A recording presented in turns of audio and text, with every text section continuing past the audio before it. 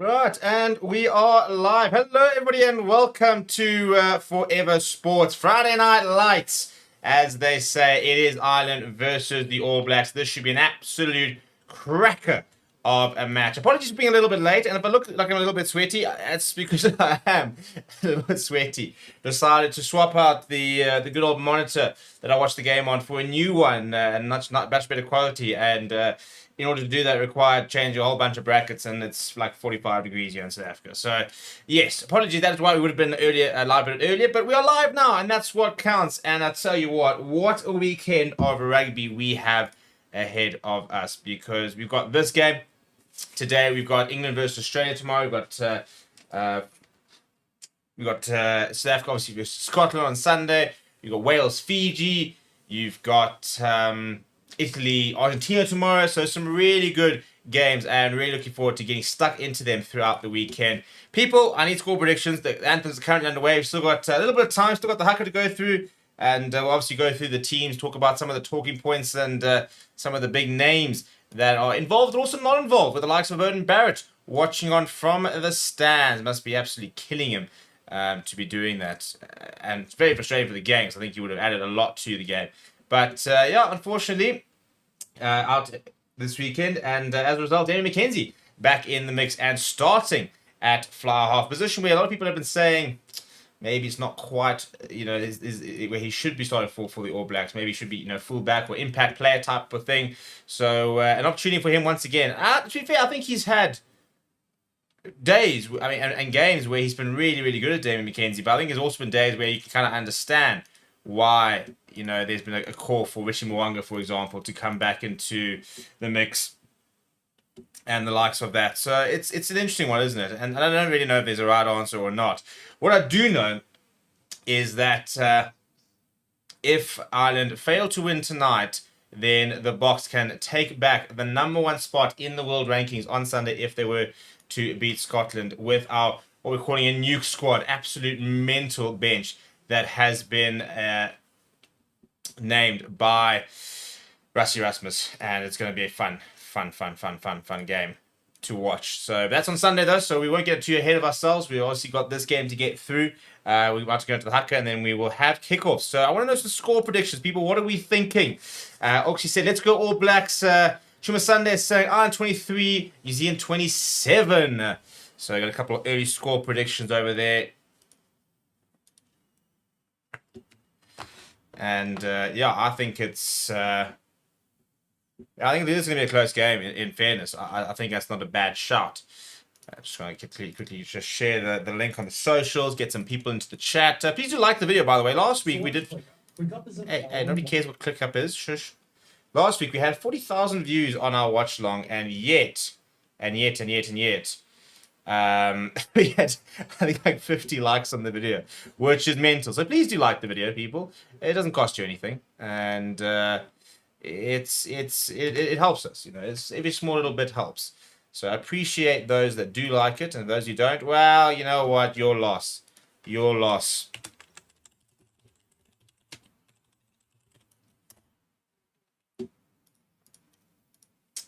So Shifty Lad's saying totally the opposite over here. I think talking probably about the weather.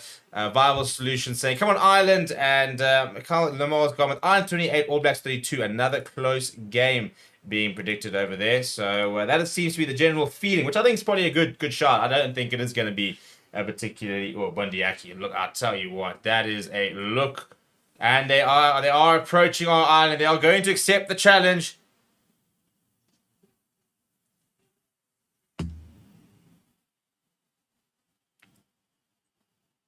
Yeah, I mean, the significance of this game can't actually be lost on us. When you think of the smack talk from Rico Wadi against Johnny Sexton a year ago at the World Cup, if you think about, the history of this recent game, this has been one of the most competitive games in recent years, with Ireland really actually dominating the last few, except when it really counted in that World Cup quarterfinals. So you do sense there's a little bit of beef between these two sides, and I think that's going to add a whole different layer to this game, which is why I'm so excited about it. But yeah, as I said, everyone's going pretty. In terms of my score predictions, actually, I was supposed to put money on this game, and I completely left it far too late. The market's going to be closed. Absolute disaster. But I think the biggest problem with this game for New Zealand is some key injuries. No Bowden Barrett, no Cody Taylor. Then goes to our big absentees in that All Blacks side. Cortez Ratimer had a nice game last weekend though, so I'm interested to see how he goes tonight. I think that obviously also Cam Roygard coming off a long-term injury. It was good to see him being back. The question is, are we back in this game to go over 41.5 points? That's a lot of points, eh? I'm not convinced that's going to be the shot. I might actually just wait and we might have to do this tomorrow. We might have to postpone this.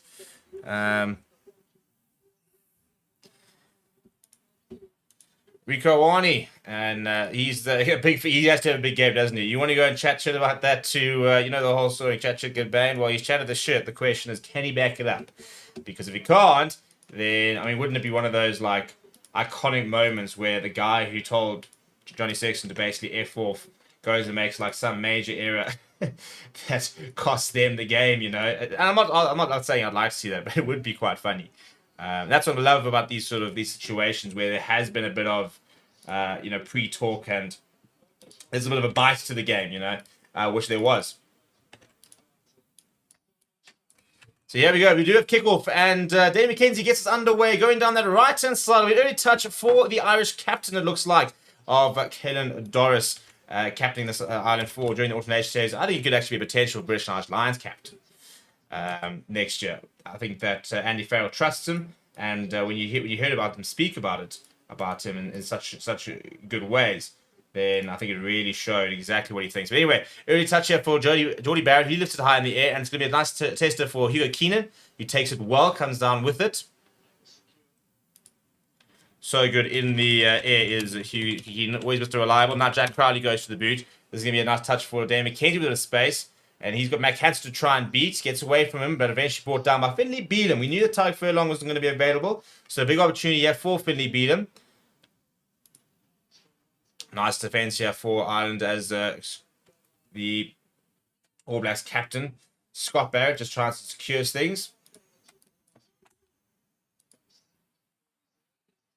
It's been charged down, however, from Cortez Ratimer. Oh, I think that's been knocked on as well by Will Jordan. It is going to be a scrum here for Ireland. Big opportunity here, and Aviva is absolutely rocking on the back of that. Andrew Porter getting all the points. He's looking quite boring these days, isn't he? Sporting the November stash, but after that, I mean, where's the highlights? Where's the controversial haircut and the likes? I mean, come on, Andrew. This is what we have you here for. But I mean, you should not be being charged down by a prop. That is criminal from Cortez Ratimer, and needs to do a lot better than that. Look at the celebration there coming from Andrew Porter. Probably because it's the first time he's ever charged down like a kick in his life. And so fair enough. By all means, celebrate, because that does not happen very often.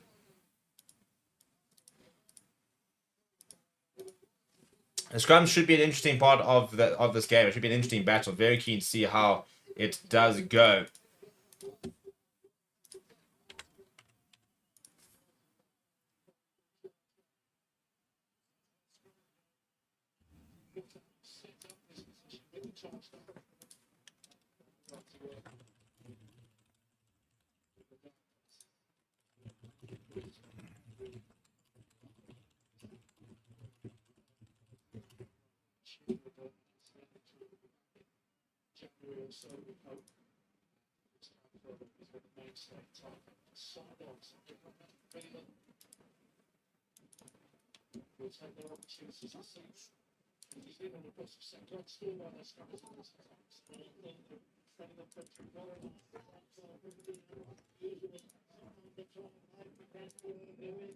We have another reset here.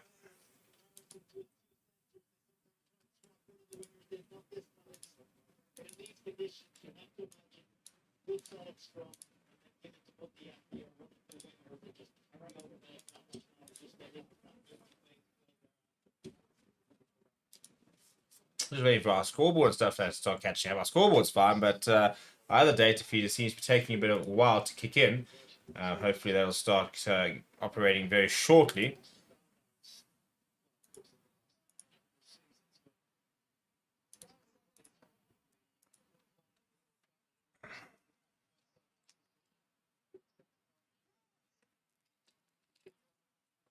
Right, a couple of resets here. Here we go.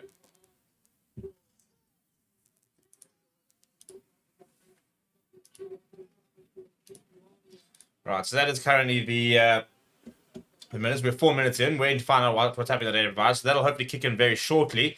But until then, Bundy Axe going to crash up in the middle. Good work from him. Now on the right hand side, Matt Canton, nice hands here.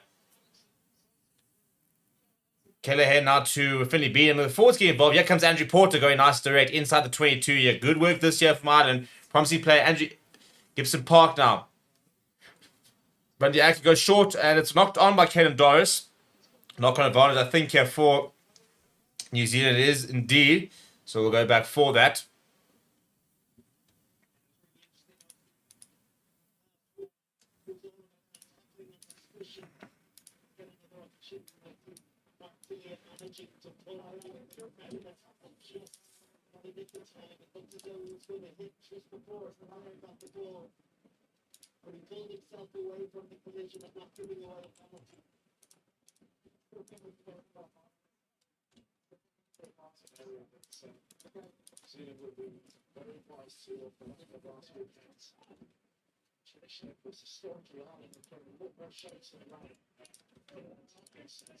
Right, so now an All Black scrum. Wasn't a pretty solid scrum first up. Not either of those sides getting too much dominance. And going into the comments, W saying 22-18 to Ireland.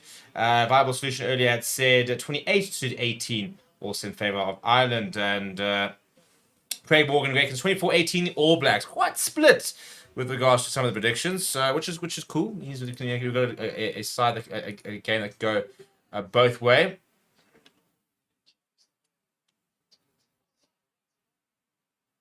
And boy, at the top, very, very good clearance that from David McKenzie.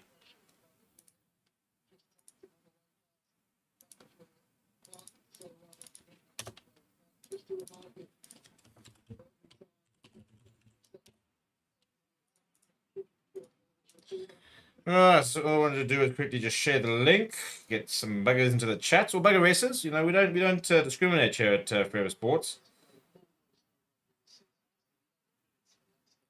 Right, Ireland with possession inside their own half, and KA goes to the front and pops up to Jamison Gibson Park, who made the brave decision and the good decision, the right decision to shave the rest of his hair early this year. Gone fully ball with the beard. It's always a good look. Ball over the top though, and it's been chased on by Mac Hansen. Good take though, this time from Caleb Clark, and it's a penalty actually for Ireland for obstruction. So a big penalty. Jamison Gibson Park wants to get going quickly. And a couple of the New Zealand players take exception to that, but I think it's actually trying to work out who's been penalised there. Caleb Clark was the one who took it. Geordie Barrett, I think, is the one who's been penalised. It was Mac Hansen and Gary Ringrose that was giving chase. They weren't particularly happy with the blocking. And I think Jack Crowder's going to say, thank you very much. Let's take some points, get the scoreboard going, and we'll get on from there. I think that's a bit harsh, to be honest. I don't think Geordie Barrett necessarily changes his line. He's got his eyes on the ball all the way. He's drifting to the right-hand side, runs into Matt Hansen. I think that's harsh. You know, I think that's very harsh. Shifty Lad saying, respect to All Blacks from everyone here in Ireland. Obviously depends on what narrative is being told by others. New Zealand are the team everyone compare themselves to. You're not wrong. Traditionally, it has always been the benchmark, hasn't it? These days, maybe it's not quite the benchmark it used to be. And Jack Crowley, though, says, I don't care if it's a good call, bad call. I'm going to slot this through the middle and take the first 3 points of the game within 8 minutes. So, first blood, Ireland. But New Zealand, of decent moments there. Nice settle in from Damien McKenzie. Very nice about Dan Vardy could just decide to not be, dead and crashed. But hopefully we'll get there. We'll get there.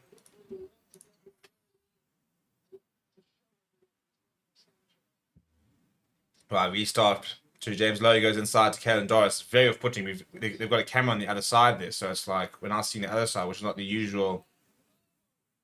I'm very confused. It's like blowing my mind having that sort of counter angle because now you don't really know where you are in the field. Right, and Geordie Barrett. It's a very good clearance that from Jamison Gibson Park. So good as Jamison Gibson Park. And I was upset that he didn't. I mean, half of me wasn't very upset that didn't play against the Box. I think, he's not somebody I would like to see in the opposition. But at the same time, you want to play against the best players. And I think the form he was showing, especially in the Six Nations, one of the best scrum halves in the world. I think him and DuPont at the moment are a bit of a class of their own. Right, and then McKenzie goes to, a nice popped up from Marty Sevilla to Rico Wine. It was a good tackle coming from Bandiaki. He loves playing against CG. He always feels he's got something to prove. And he plays like that. And a slight, with a space in Cortes Ratima. Puts in the step as well. Brought down eventually by Josh van der Vlier. Good work from him. James Lowe gets over that ball. The ball comes up to the side. Sam Kane is there. And pops up to Artie Sevilla. Very good work from the flank to make sure that was recycled. And James Lowe didn't win the penalty. Down the right hand side. Scott Barry goes inside. And, yeah, just completely isolated and off his feet, though, how unfortunately is Ronan Kelleher. A bit frustrating that he didn't manage to get over that because he was quite isolated, was Tamati Williams.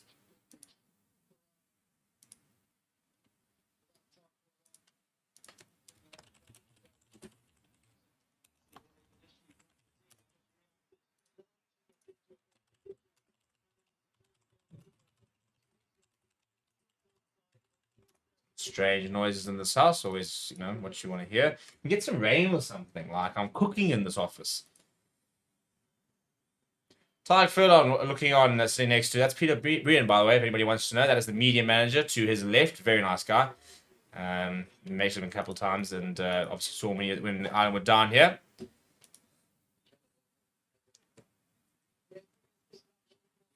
But unfortunately, Kelly just losing his footing there is going to allow Danny McKenzie the opportunity to try and level the scores.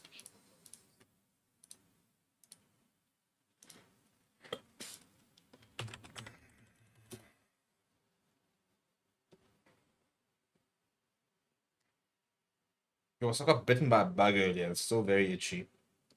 These are all African problems here. Eh? It's like 45 degrees and being bitten by bugs. My currency's terrible, but the beer is cold, and I had two very nice beers earlier. Almost as nice as that kick from Daniel McKenzie. I mean, is there anything better than a Friday beer?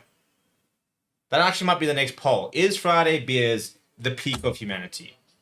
If anybody can give me any other suggestions of what could be better than Friday beers, I'm open to suggestions.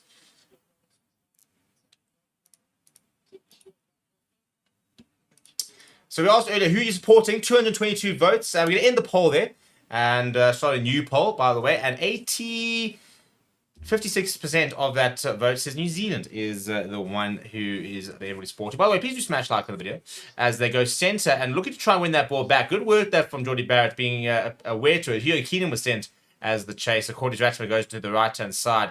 And Tara Lomax being put under a lot of pressure.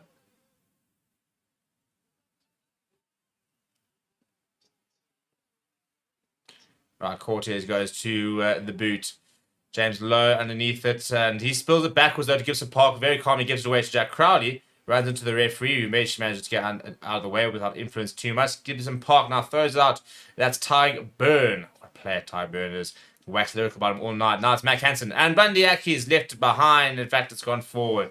That's uncharacteristic. I mean, this time last year, I think Bandiaki was probably the form player in World Rugby. To be fair, I suppose this time last year, PSF the Tour gave us that, all-time great performance. But Bandiaki, that World Cup he had was something special. Something special.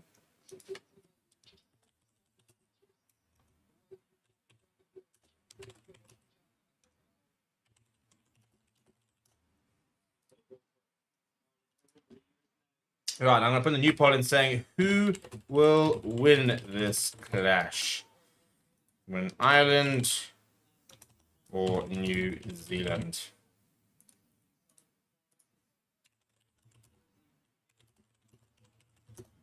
Come the day and come the hour.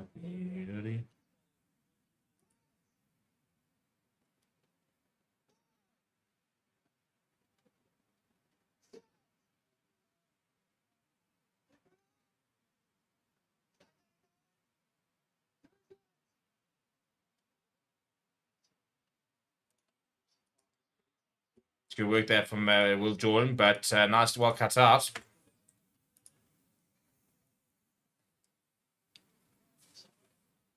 Xavier now, carrying well.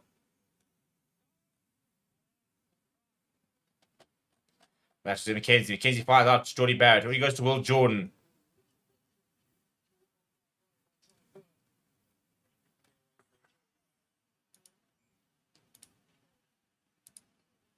And forward is the call.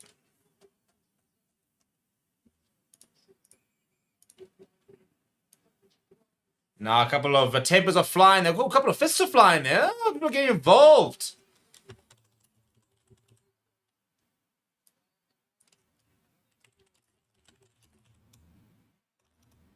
Next thing we're talking to here from the referee, I think, to the two captains.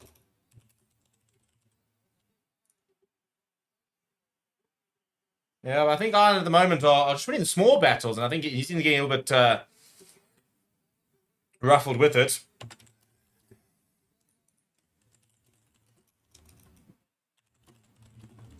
Actually been quite a sloppy game early on in the first 13 minutes. We actually haven't really seen too many phases and the like. So, bit of a slow start. Things will start settling. Yeah, Scott Barrett's getting to know Joe McCarthy. A bit of a face in the hand over there. A couple of the All Blacks fans really enjoying that.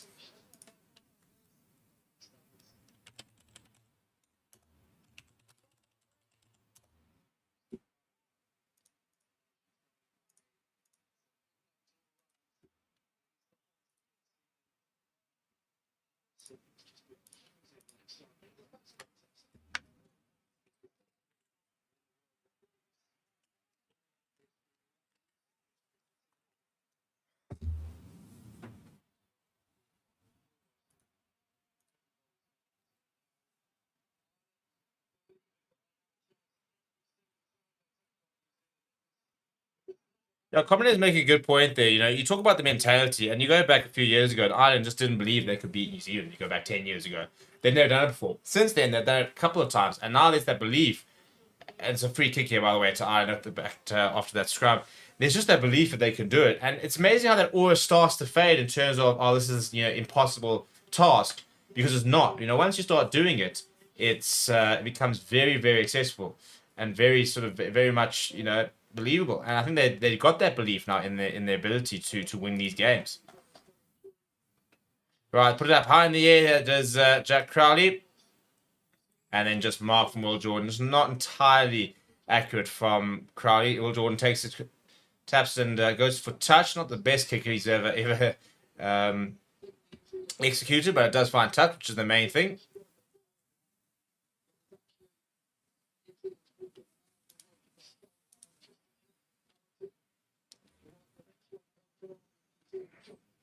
Good player, Ronan Kelleher. I think very underrated. You know, we get sort of trapped in the hype of Dan Sheehan and how good he can be, which he is, a phenomenal player. But nothing wrong with somebody that's solid like Kelleher. He just does the basics very well. You know exactly what you're going to get from him, and that's a really poor line. Having said that, it just looked really poor from the start. While starting this time from New Zealand, Dave McKenzie had a bit of pressure from Jamison Gibson Park, but the All Blacks do have possession back on their own 10-meter line as Tupo Vai comes in to pop it up. Tell you what, watch out for him later when Patrick Tupolata comes on. He had a great game last week, and we'll be looking forward to trying to replicate that sort of impact when he comes on a bit later. Quarters Ratterman now is going to go to the boot.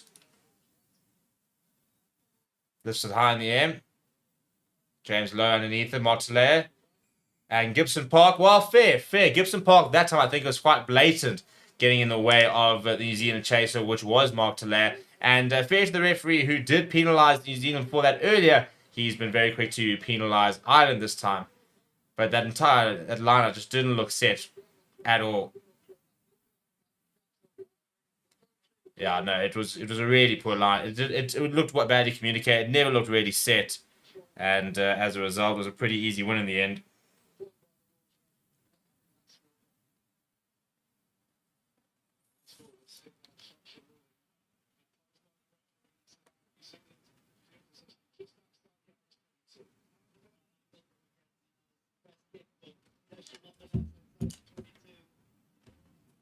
Right, Asaf Moore into the side after the injury to Cody Taylor. And Sam Kane popping up the back there. Long part, it's a good part. It's a great tackle, though. It's a brilliant read. I think it's Gary Ringrose. It is Gary Ringrose on Rico Ioane. There was space to the left over there, so he had to make that read, and he did it absolutely brilliantly. But still in the front foot here are New Zealand. Wallace Titi, what a revelation he's been. He carries it up now. Now McKenzie looking for space. Pops up Geordie Barrett. Goes short to McKenzie. Sorry, it's back to Jordan. And now back to Tyra Lomax. Ball available for Cortez Ratimer. Good quick ball here. Satiti now. Absorbing a couple of tackles. Brings so much into the side, does the youngster. Now Artie Severe. Throw the dummy. Throw the dummy. Cortez Ratimer now digging for that ball. Trying to win that penalty for not running away. Referee having none of it. Goes up to Tupavai. Pops it up to Wallace Titi. Almost makes a half break up to 22. Now McKenzie looking for options. Pops it short to Tamati Williams. Oh, deep as he sits down. Bandiaki eventually brought down. McKenzie now. Ball at the top here. Good hands here. Will Jordan goes to Martin Layer. It's a great tackle. And James Lowe will clean up and clear. He's not found touch though. McKenzie goes back. And there's space to the left-hand side if he wants to use it. No, he wants to go himself. Good tackle from Josh van der Fleer. Slightly outslays McKenzie, but New Zealand do scramble. Ball available now for Cortez Ratimer. Look to the right. Martin Layer wants it. Always seems to make a yard or two, but he's actually been ripped in the tackle. Bit of a weird pass that coming from Ty Byrne, and Joe McCarthy's come away with it. Just needs to take contact here, set up a ruck. Ball available now for Gibson Park, and sure this goes back to Crowley. He's in the pocket, and he goes to the boot. Mac Hansen's going to give chase here and contest, and it comes off of Mac Hansen into the hands, though, of Caleb Clark. Gets away from one, eventually brought down on the 10-meter line. So New Zealand losing about 10 meters, a bit of a space on the left-hand side. Jordy Barrett inside to Asaf Amour. Nice carry from him, making a few yards. Quick ball from Ratimer down the left-hand side to McKenzie. Bit of a 3-on-2 situation here. Rico Wani takes the tackle from Mac Hansen. Quarters Ratimer. Looking for options, goes to Amour once again. So defense on him. Slightly slower ball this time here for Ratimer. Now Tara Lomax. New Zealand with a lot of confidence as we enter sort of that 20-minute mark. Slower ball this time, yeah. And they've set up down the left-hand side as Scott Barrett's at first year. Goes back to his brother. And it's inside ball to Will Jordan. Desperately trying to find different things to try and penetrate this Irish defense. Penalty for coming in. I think it's actually a knock-on. I apologize. It looked like he was going to go to the straight time. But a knock-on there from Ty Byrne. He was trying to get over that ball. That's a bit better, though. That's kind of more the... That's kind of more the intensity of this game that we kind of come to expect.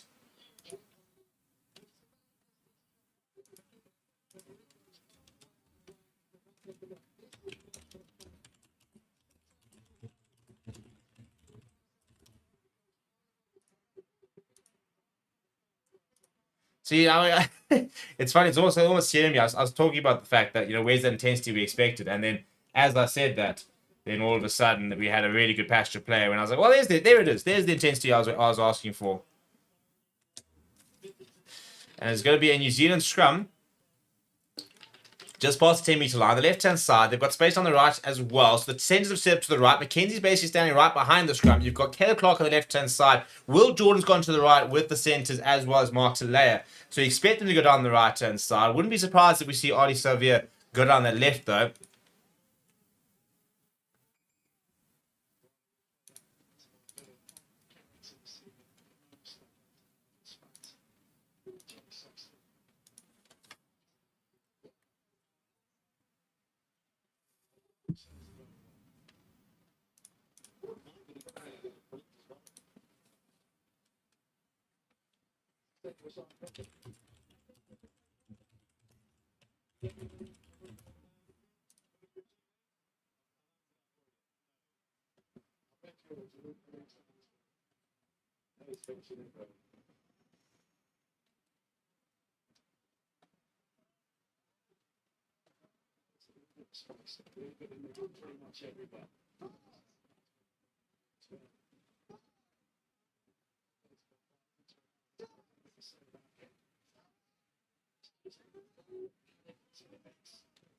Big shove there, big shove.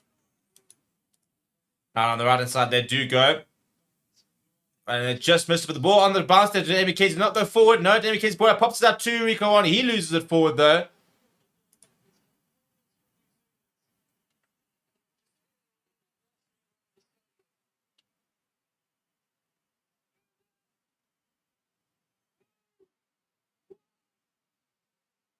Now we give some Park, goes to the boot. Now Will Jordan. Brought down by Joaquin. This is really good. That's knocked on, as I said. That's every single time I say it's good work. Then somebody makes a mistake. Turnover ball here for Ireland. Penalty, penalty advantage. Jason Gibson parks his half a gap. Throws it back into the hands of Sam Cane. I'll go back for the penalty.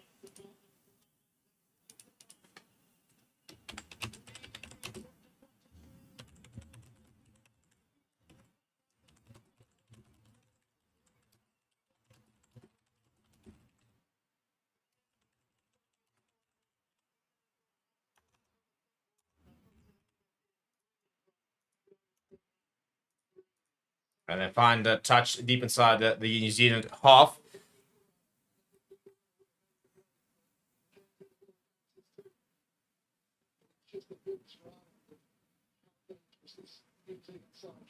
Yeah, I think it was a bit of a warning shots fired there from New Zealand in terms of give them a bit of space and they'll find it and they'll find a way to get through that. But it's good line that time from Ty Burn. Jack Crowley in the midfield. Bandiaki runs into Sam Cane. You can see they've loaded him in the midfield there as an extra defender. Good idea that from Robertson. But over the ball, there's Wallace Titi. You can't keep him out of the game. Cannot keep him out of the game. Wallace Titi. What a turnover that is. It's been absolutely brilliant today already. It was fantastic last week. One man of the match. And today he's been all over the show, as we've come to expect from him.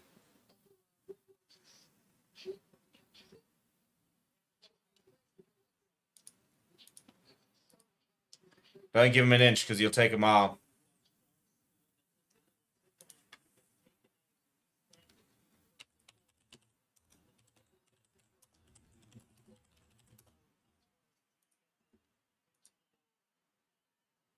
This time New Zealand in the front for McKenzie. Puts his head down. He goes himself. Not usually the biggest ball carrier, but now the left-hand side. Caleb Clark this time. Penalty advantage for New Zealand as well. Caught his Ratimer. Good hands, good hands. It's Amur. Carrying out, brought down by Matt Canson and Ty Burn. Very good work this New Zealand. About 10 meters out now. We're still searching for their first try of the game. Sam Cane coming down to the end of his All Blacks career. He's already announced his retirement.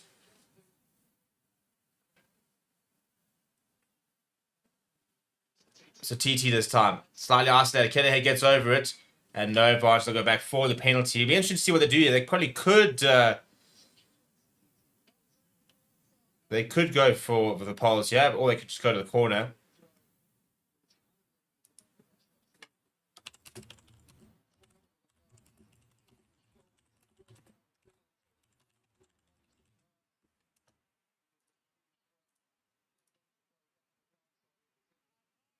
They are going to go to the corner here. New Zealand feeling a bit confident. It was to the left-hand side, but it should have been very much in the radar for David McKenzie. So an interesting decision to go for the corner.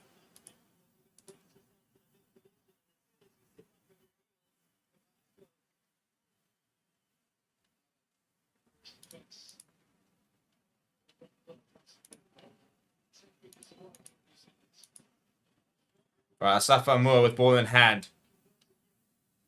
And he goes up to provide, but it's not straight. How frustrating is that? You win the penalty, you get yourself in a good area, and then you put it in skew. Look, the Viva Stadium and the Dublin residents are loving that. Incredibly frustrating if you're a New Zealand coach. 25 minutes, by the way, just 6 points. This is why I say I'm not quite convinced this game's going to go over 41.5 points.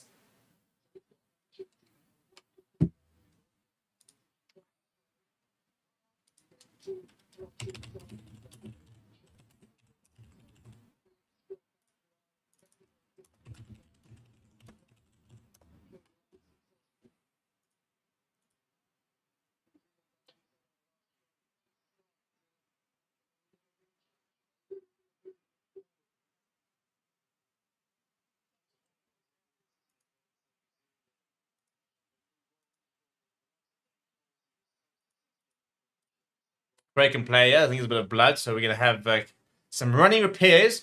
15 minutes left in the first half. I mean, what do we think of it? At the moment, the poll's got 91 votes saying 60% people reckon New Zealand are going to win. Guess what? Looks like our data provider is slowly but surely coming back online. So hopefully we'll have that timer back. Cody Taylor watching on, though. Not looking very impressed with the light. Got Fletcher. Sorry, that's Ian de Groot next to him, actually.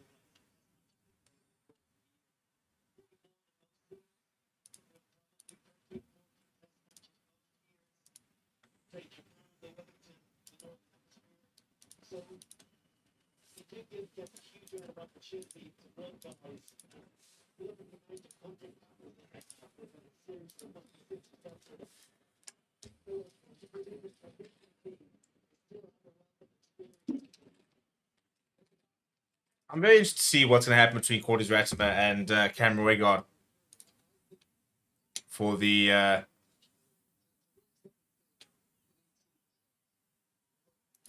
battle for scrum off in the coming years for that New Zealand. I mean, I think Cameron Wegard's absolute class. But I'll tell you what, Cordes Ratimer is coming up quite quickly and looking very, very impressive.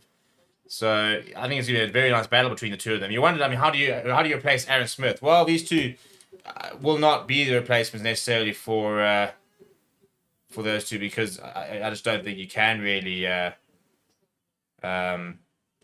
replace them. But goodness me, what I mean, to have those two as your prospects would be very, very exciting.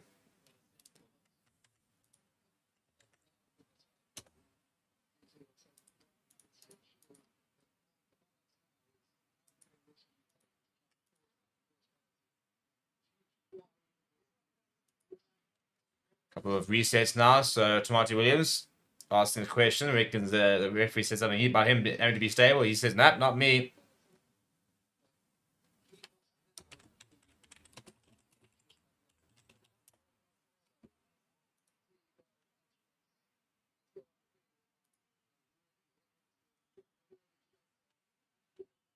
Here we go. I think our tracker's back up here. It is indeed. That's exciting, isn't it?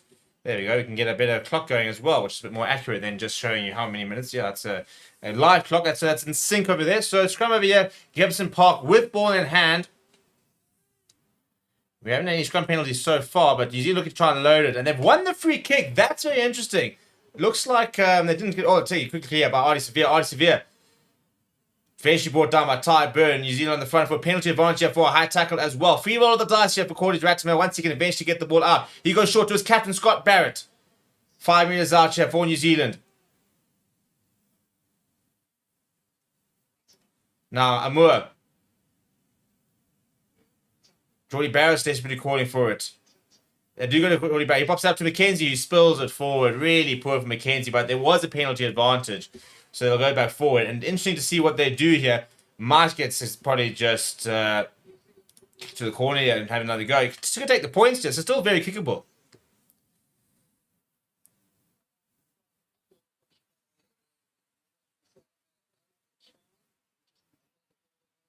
I think it was against Jameson Gibson Park for not putting the ball in. I thought it looked like they were pushing too early there, New Zealand, but not the case. It looks like they are going to take the points here. Yeah, that's a sensible thing to do. You've got 12 minutes to go before half time.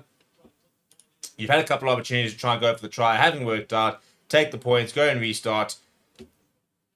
Go back to square one.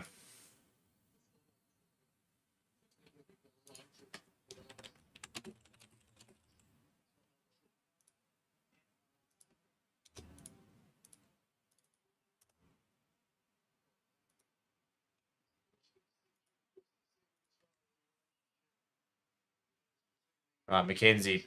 And no mistakes there from him. He raises the flags and New Zealand back in the lead.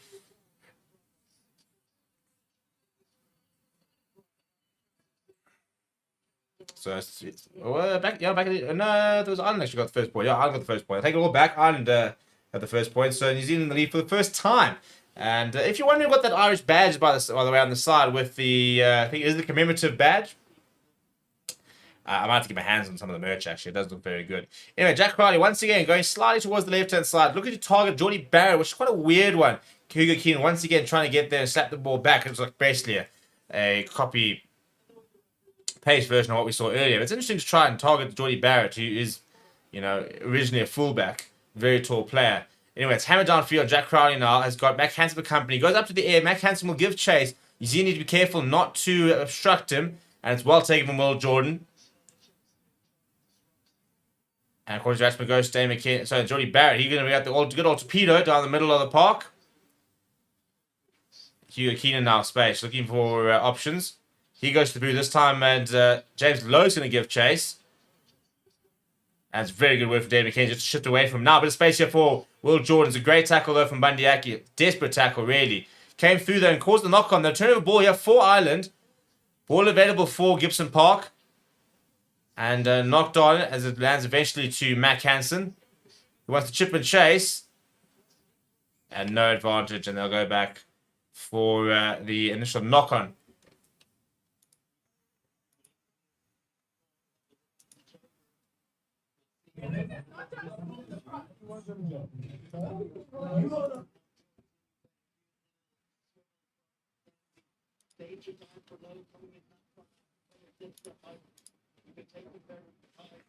Will Jordan's been full of running at the moment. You don't want to give him too much space, Will Jordan.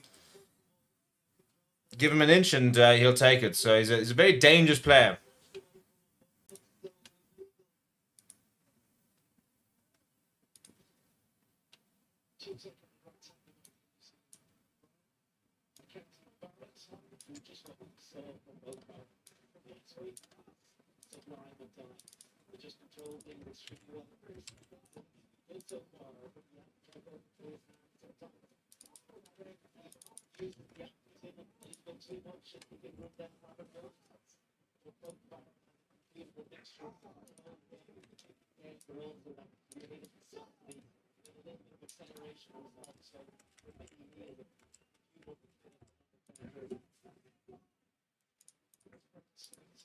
Right, on the left-hand side, they go. Hugo Keenan on the ball.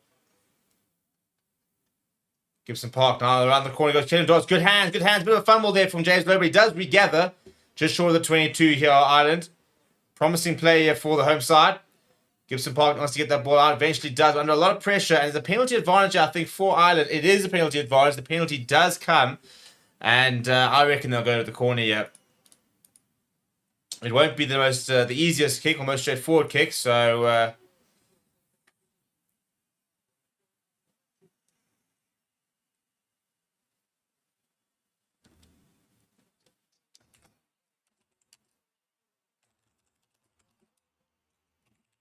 and they do go to the corner here as Jack Crowley finds a touch.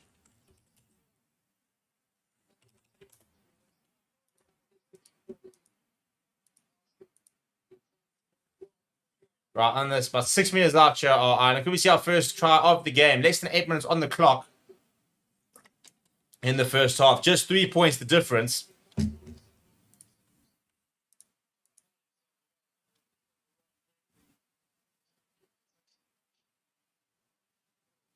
And they go to Caelan Doris. Good take from him. Because they're rolling more here. We haven't really seen one from either of the sides so far. Uses the call here from the referee. Gibson Park goes to Bandiaki. Back on the angle. Good work from Bandiaki. Now the ball goes to the side and turnover once again. Another chance goes begging in this game.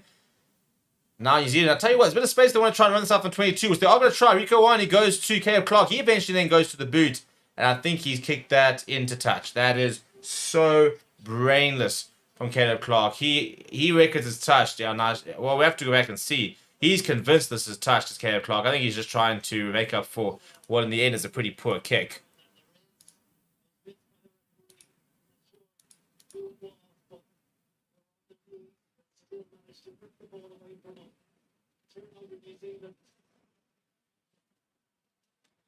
Right, we're going to get a bit of a close-up here to see if Mac Hansen does in fact touch that. So he's adamant that it deflects off of Mac Hansen. They haven't really had a look yet at the TMO. Apparently they have checked it and it is off of Caleb Clark. There we go. Nah. I don't think it takes touch. No clear touch anyway.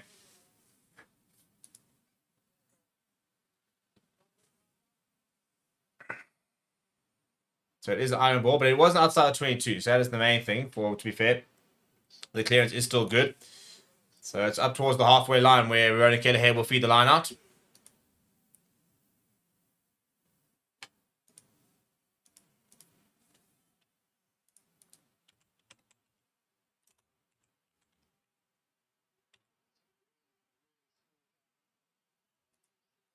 And once again, another really poor line. New Zealand turn the ball over. Jordy Barrett goes to Rico Wani. Tries to straighten, but the gap does start to close. He does make a few yards.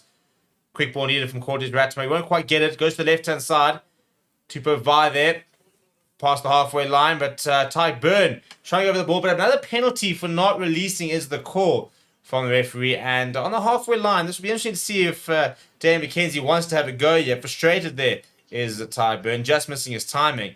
An opportunity here for New Zealand to extend their lead to 6 points. Less than 5 minutes on the clock. He's looking around to find what the call is. They are going to go to touch here. I think probably slightly outside of his range.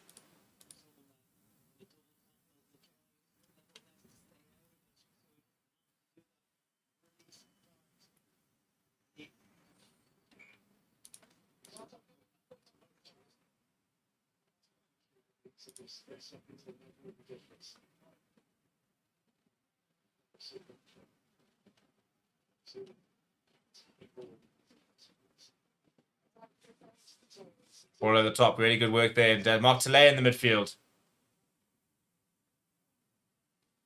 Cortez Ratma goes to Wallace Atiti.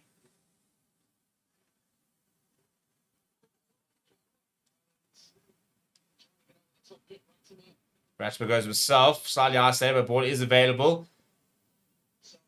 Scott Barrett, that's a nice carry as he gets toward the 22. Slowly starting to make progress here, all the All Blacks. Pick up a goal from Caleb Clark. He sees half a gap, and he makes about 5 meters. Artie Severe now gets away from 1. Makes a meter or 2. Now Wallace Atiti fighting hard in the tackle. Scott Barrett once again. This time the Irish defence is pretty well set.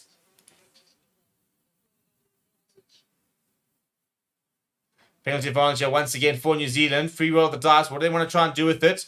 McKenzie. Caleb Clark. And they said that's gone forward. Go back for the penalty. And I think surely take the 3 points here once again. Ryan saying, why do Ireland or England always cheer like they've won the World Cup and they get penalty or they tackle someone? Patrick saying, hello from Ireland. Patrick here, how are you doing, lads? Well, I'm pretty chill. I mean, I'm warm. It's a bit warm down here in the studio. But apart from that, we can't complain. Can't complain. Some decent rugby on the TV as a Friday night.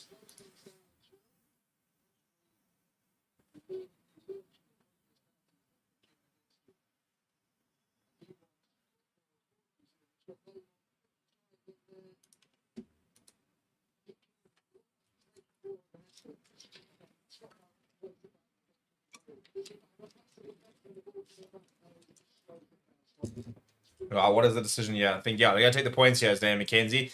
Less than 3 minutes left on the clock.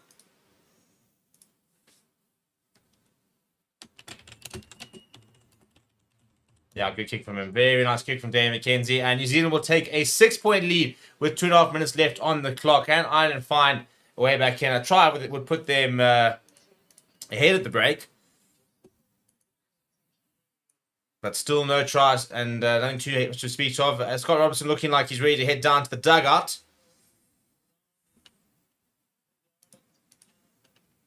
The intensity's definitely picked up after that sort of pretty slow first opening sort of stanza of 20 minutes or so. It's gotten substantially better since then.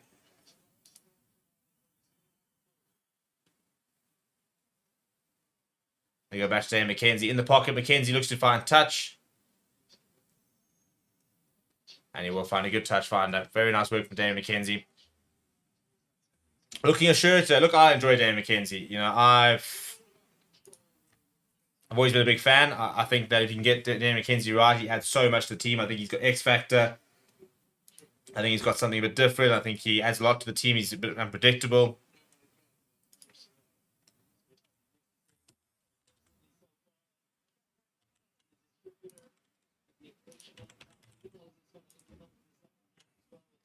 And I think, yeah, as the game opens up, you start to see Dan McKenzie have a bit more influence.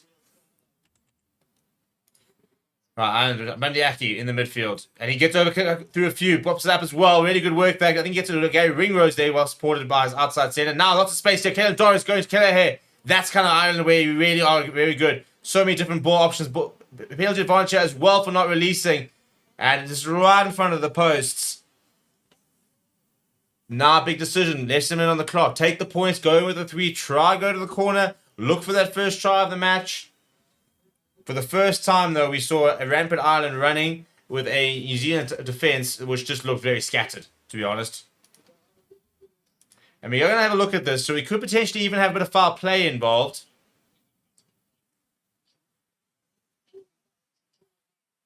So potential foul player. Geordie Barrett is the one who's being looked at.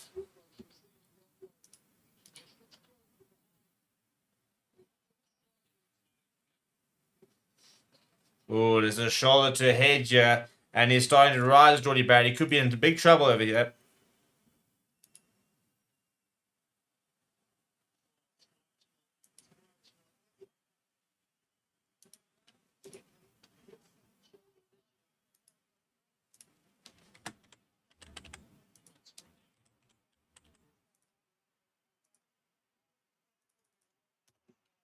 Right, it's going to be a yellow card here to Geordie Barrett. That's a big moment in the game.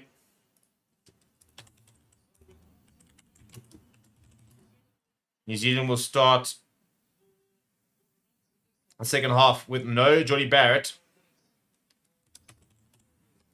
And I'll get that card up on the scoreboard very, very shortly.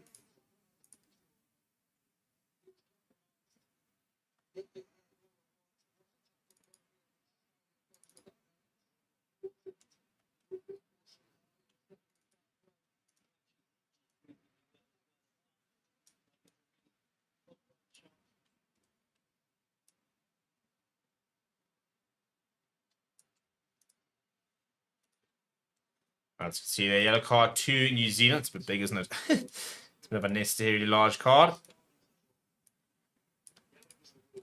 Right, there we go. Yellow card for New Zealand. So they'll start the second half with 40 men. Jack Wright, in the meantime, is going to add the extra 3. I'm happy to take a 3-point deficit at the break.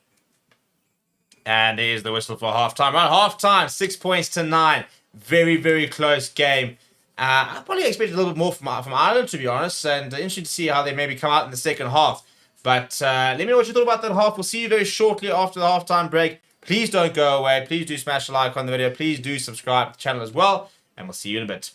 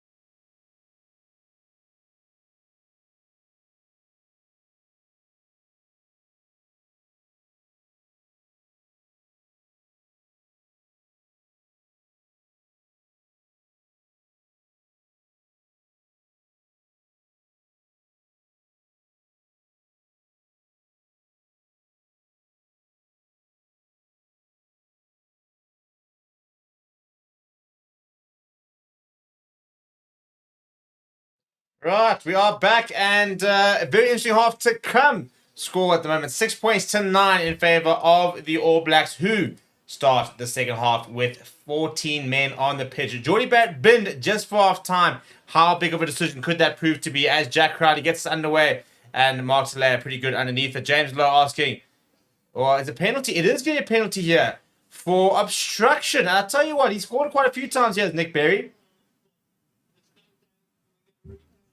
And very, very quick to make the call here as throughout the game in terms of that obstruction. And all of a sudden, Ireland, with a man advantage, have got an early penalty. They've got a 10-meter line out. You score a try here, and that is the absolute perfect start to the half. A couple of little comments during half-time. Westside saying, good call on the yellow for Geordie. Finding some sense with these high shots. Balance saying, Ireland still a bit rusty. Will click in last 20. Isn't it just a joy to listen to these Kiwi commentators in Sky? Not. Yeah, literally couldn't be. I mean, well, the yellow cards were all wrong. The breakdown work was all illegal. Yeah, it was, to say that they're a little bit rose tinted would be a big bit of an understatement. But that's good defense early on from the Maul there from the All Blacks. Ireland trying to get the ball out now, and it comes out on the New Zealand side. So they've done very, very well there. Sam Cane under a bit of pressure there. Is he going to be able to get outside? No, that's, yeah, they've all piled into him. It's going to be a 5-meter scrum. Good work that from Ireland. And Bundy Aki, massive celebrations from him because he knows what that means. They cocked up the line out, is the easier way of saying it, but they will have a 5-meter scrum.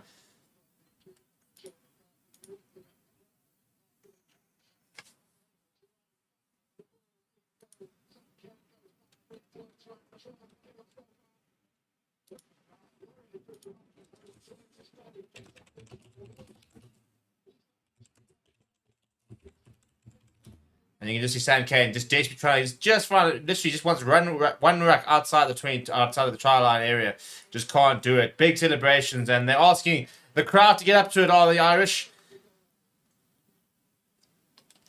But they've had chances like this before, you know. The question is, can they make it count? It's all very well getting, you know, a penalty and the likes inside the 22, a scrum down the 5-meter line. But unless you can really take full advantage of this, what's the point, really? What is the point?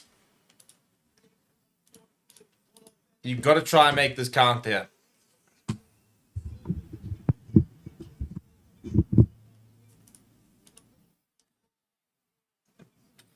Right, Jamie Gibson Park here. What can he conjure up? Kellen Doris goes off the side. I tell you what, Kellen Doris got a lot of space in front of him. He's 2 meters out. Good carry from him. Gibson Park skips, goes to the ring rose. Rico on up quickly, makes a good tackle. Gibson Park now waits a little bit. Good carry there from James Ryan. Now Andrew Porter steps inside of Tara Lomax, but it's good shuffling from the All Black defence. Gibson Park now looking for option, goes to Tyke Byrne. He puts his head down. Still, the New Zealand defence is up for it. Josh van der Fleer reaches, he's on the line. He does score finally with a breakthrough. It is Ireland who scored first. It is Josh van der Fleer. Yeah, I suppose it is going to take, you know, a former World Player of the Year to find the breakthrough, and that's a big moment in the game, especially because they've just gone down to 40 men. Have New Zealand and Ireland have now made that count. They're back in, well, they're in the lead, back in the lead. An early try is very important. Now you can just see Rico Wayne just chatting about having to just calm them all down a little bit.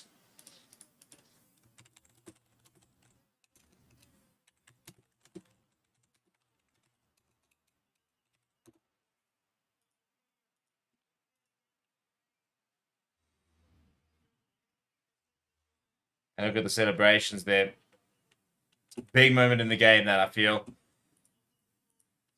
It's probably so important for New Zealand to start well with going down to that 14 men after the yellow card to Geordie Barrett. They've done quite the opposite. They've conceded early. They're now 2 points behind with the kick to come from Jack Crowley, which is very good. So it'll be 4 points behind now, New Zealand. The game to chase with a man down. Probably about navigating this period, to be honest. Josh van der Fleer on the angle that Marty Williams gets it wrong. And they finally get the breakthrough early on in the second half. Hey, go away. Back. Being dive bombed here by the local wildlife. And Geordie Barrett can only look on in his jacket as he waits for his yellow card clock's time. I mean, he's still got about 5-6 minutes left on that. As Dane McKenzie gets us back underway, goes down the right-hand side. Almost looks like he's overcooked that, actually. No, it's pretty pin perfect, to be fair. James Lowe steps away from Mark Talaire, puts in that big left boot of his as well. It's a really good kick. And that's a phenomenal clearance. But taken quickly, and Dane McKenzie with a bit, not too much space, he gets away from James Lowe. Then gets wrapped up by Andrew Porter. Will Jordan trying to get away from a couple of people. It's a great tackle from Jamison Gibson Park. He's on him like a rash. Turnover ball here from Ireland as well. They've really got their tails up. Pick up and go from Caelan Doris. Ball pops up to Gibson Park, and they are 10 meters out once again on Ireland. If they go bang, bang, yeah, that could be the game. Gibson Park sniping, and it's a good tackle on Jack Currie from Tamati Williams. Basically folded him like a deck chair. But a high tackle is the call there from Jamison Gibson Park. So penalty for New Zealand.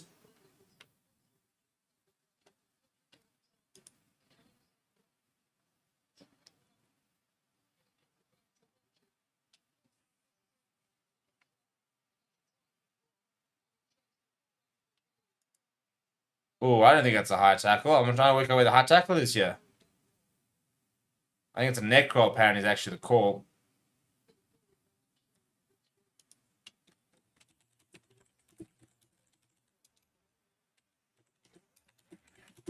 Yeah, it seems to be on Andrew Porter there. That's such a big mistake from him because they scored there that mentally I think it would have been really difficult for New Zealand to get back up after that. They had just got, you can see, a 2 tries, short space of time, gone from being 3 points ahead to being what, but 11 points behind.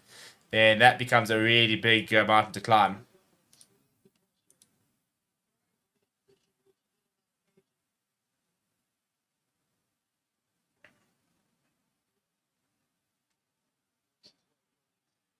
Ball available quarterback to me wants to go to the boot here. And ball's out of the course. Under a bit of pressure. Goes to Rico One. He puts in a bit of a goosey to get him going. And back in the pocket is Dane McKenzie. Not too much on, so he just listens to the boot. Mark Talaire's going to give chase here. It's James Lowe underneath it for Ireland. James Lowe bench takes on the second go. Well tackled as well. Gibson Park looks for options. Goes short to Andrew Porter. Pops short to Joe McCarthy. What a breakthrough year he's having. It was tremendous in the Six Nations. But they've won a penalty, have New Zealand. And it's on the breakdown. Not releasing the ball.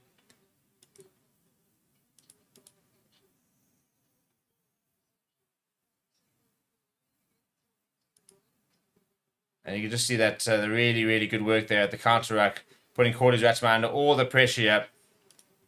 So the Irish breakdown work's been pretty good. But then, bang, all over that goes Asafa Moore, winning the penalty. Very important penalty as well. This is now really starting to shape into a nice game. Kind of seeing a bit of almost sort of ping-pong, A couple of shots fired from each team.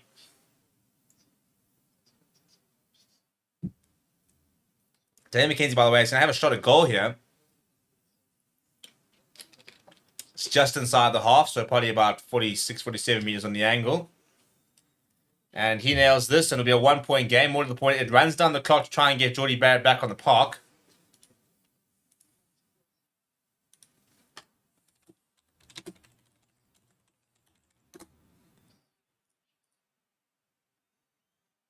Oh dear, well, the ball's come off the tee. So that shot clock's got 20 seconds now on it. So this is going to be a bit of a rush kick now for Dane McKenzie. Still at 14 seconds though.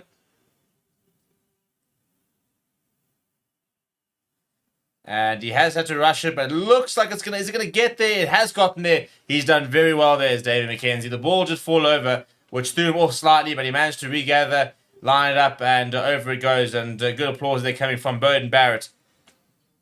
Very impressed with his teammate.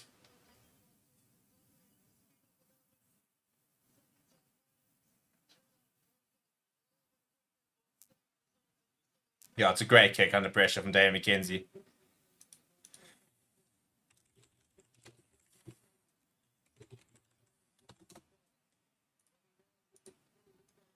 It's a good kick, good kick chase that as Tyburn puts All Blacks under a bit of pressure. No subs, by the way, just yet from either side.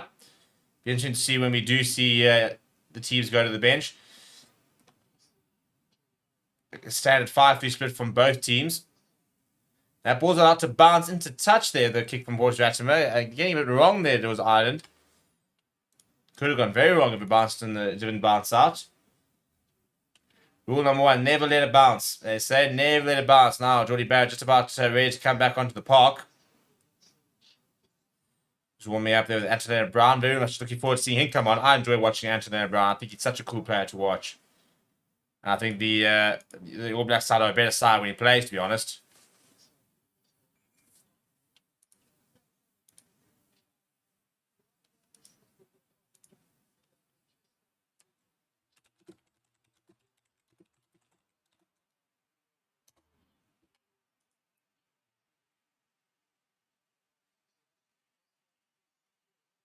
Probably they're going to Bundyaki.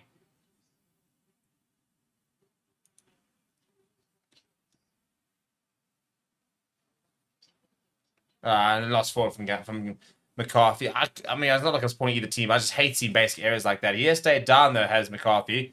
Could be an injury, yeah. Still stayed down. I don't know if he's just trying to get out of the way. No, now he's rolled over. So, bit of trouble there for McCarthy. Matt Hansen takes it well. Pops up to Hugo Keenan. Looking for options. Hugo Keenan goes to his left boot. Mark to lay it back. It's a McKenzie, though, that takes it. He wants to run here, this McKenzie. He straightens up Hugo Keenan. Looking for a bit of space. Wrapped up by James Ryan.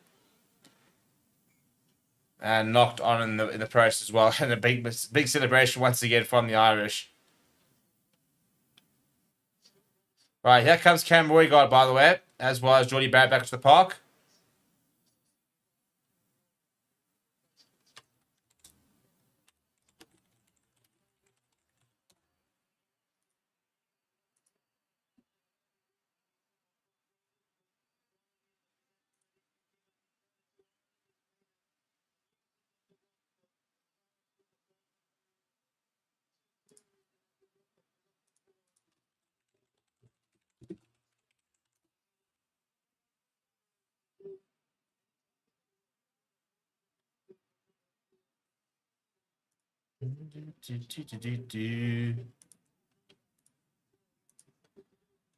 Right, so back to a full continue. I can remove that yellow card is the main thing for New Zealand.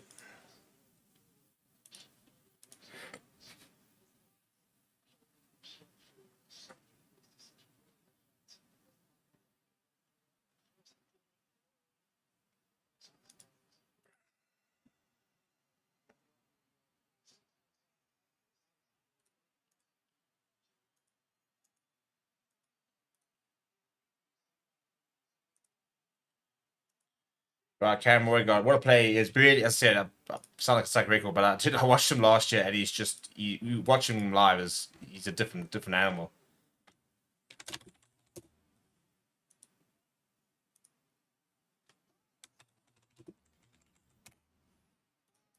Right, what have we got here from the scrum? It's Gibson Park gets ready to feed it.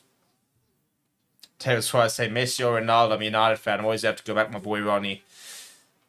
Right, on the right-hand side. Crowley at first here. Look, overlapping run from Gibson Park. Tries to straighten it. Goes Gary Ringrose. Eventually brought down by Geordie Barrett. Nice little pre-planned move there from Ireland. Now the way the move. Working right back and pops up to Kellen Doris. Who's brought down by Satiti. Bit of space. Ah, Crowley. That is shocking. Shocking knock on that is. Goodness me. Mike saying, beating England and Ireland at home stadiums on home soil will be on a humongous effort and one for the sports history page. I'm predicting a draw. Be very surprised if we see a draw.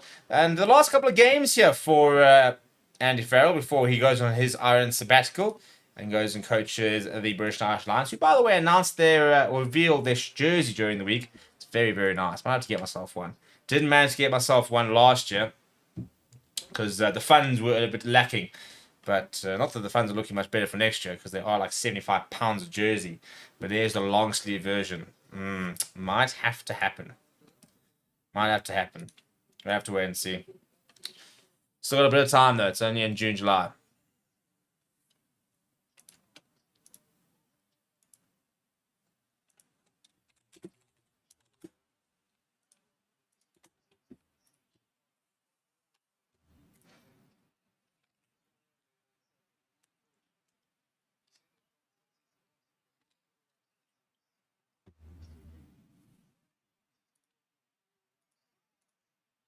Right, scrum, yeah. Cameron got with ball in hand. Just under half an hour left to go.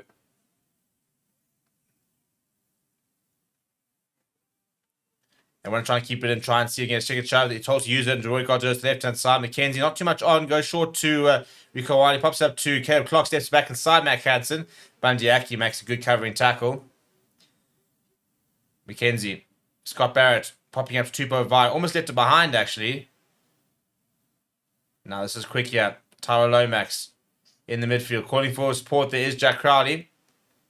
Mackenzie, a couple of pop passes. Eventually, it's Varsity who takes into contact. To Marty Williams. There was a bit of a hesitation from Roy Gar, which allowed the Irish defence to get up quite quickly. Back in the pocket is Mackenzie. And they want to try and test Hugo Keenan. Caleb Clark's there. Hugo Keenan takes it very well. Was taken in the air. Knows the call from Nick Berry. Ball available for Jamison Gibson Park. Under a lot of pressure, though. They do manage to use it. As Ronan Kelleher comes away with it. Just the one sub so far from both teams, by the way, in Cam Roy Guard.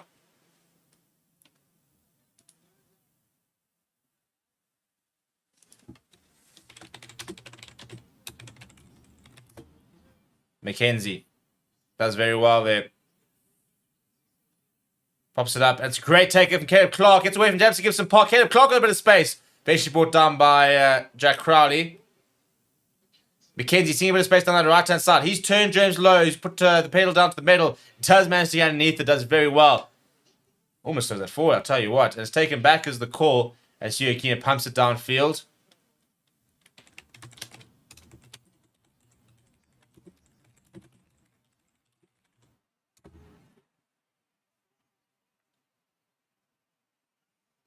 Right, Talea, space on the right side. So TT now.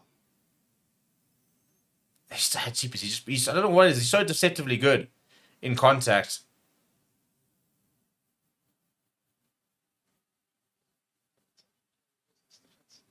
Jordy Barrett now goes straight.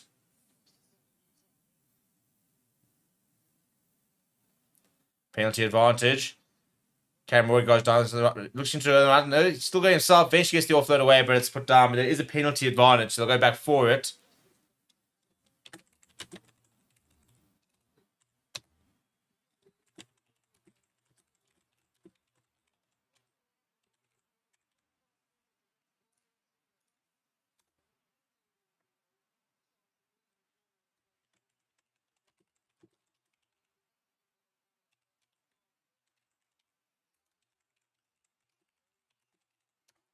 Right, speaking of solid options, here comes Ian Henderson for Ireland, as well as Rob Herring and Kieran Frawley as well, as Dave McKenzie is going to try and kick New Zealand into the lead.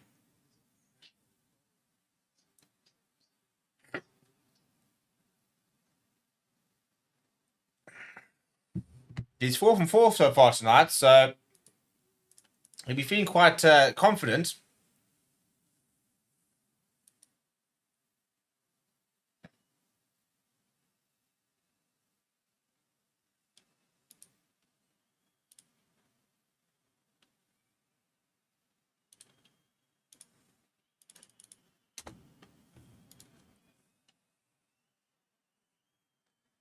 Starting to the right, starting to come back as well. Looks like it's off the post.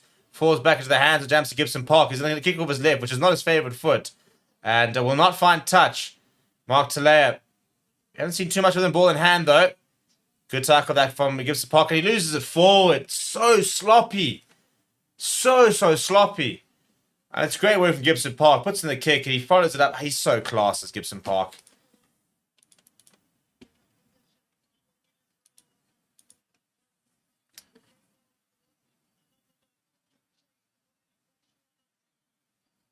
It's just off the post there. It looked like he started towards the right to Mackenzie, and it just didn't come around enough. Right, so Frawley is onto the park.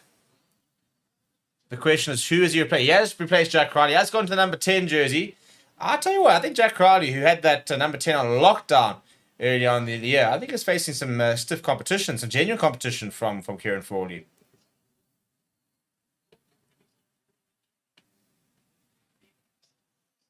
And Philly beat him also off the park, by the way, which means Tom O'Toole will be on.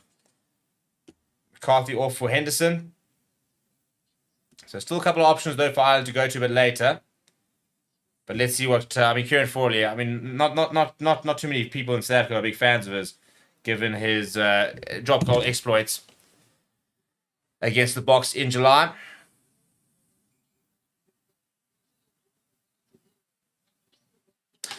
Troy, to answer your question, in terms of if New Zealand win, Ireland lose the number one, it depends on what happens on Sunday. If I think they do basically lose the number one spot. If we draw or win, then we'll take the number one spot. If we lose, then I think All Blacks actually will take the number one spot.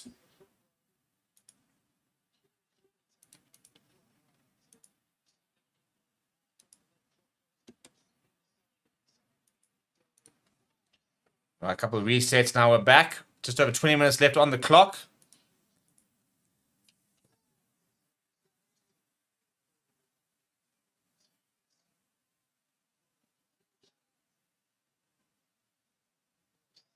Long pass in Gibson Park. Wrap around here from Frawley. Shows and goes. Gets the offload away back to Hugh Keenan with his lost forward. The lost backwards is the call actually from Nick Berry. So Ireland can still attack here. Frawley goes to Bundyaki. Brought down by Geordie Berry out towards the halfway line. This is very good work here from Ireland. Now Tom O'Toole gets his first carry. Big hit coming from Tamati Williams. Gives some Parks a bit of space. He's stripped over the top of Mac Hansen to give chase. And Mac Hansen, I'll tell you what, it's a good take from Will Jordan. Now could the counter-attack be on? Will Jordan with a bit of space. Brought down by Gibson Park. Needs a quick recycle. All we got we want to go down the right side. There wasn't a lot of space there. And Columbus quickly has Crawley, but Satiti's done well. A couple of offloads here. Artie Severe comes back inside as Caleb Clark.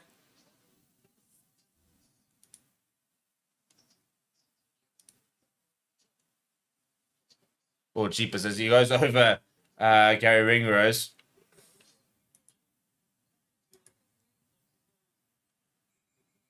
And we have to stop there because there is an injured player down.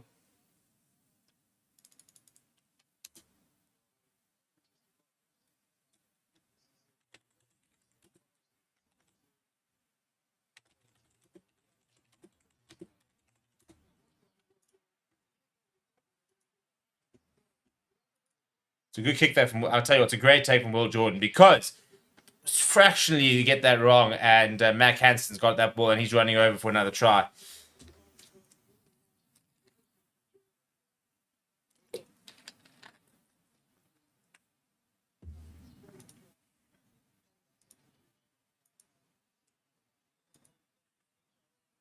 We have an HIA here. The man down here is Tom O'Toole. He's just come on the park. Right, well, back out will come Will Feely Beelam, who's been off for all of about 2 minutes.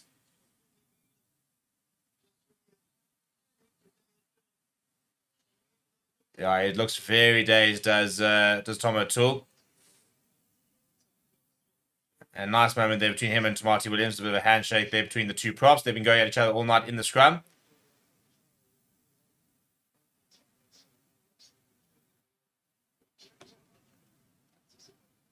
Not too many subs so far from the All Blacks, but Patrick Tupelotta has come on. Now, he had a really strong game last week. A couple of big carries, added a lot of physicality when he came onto the park.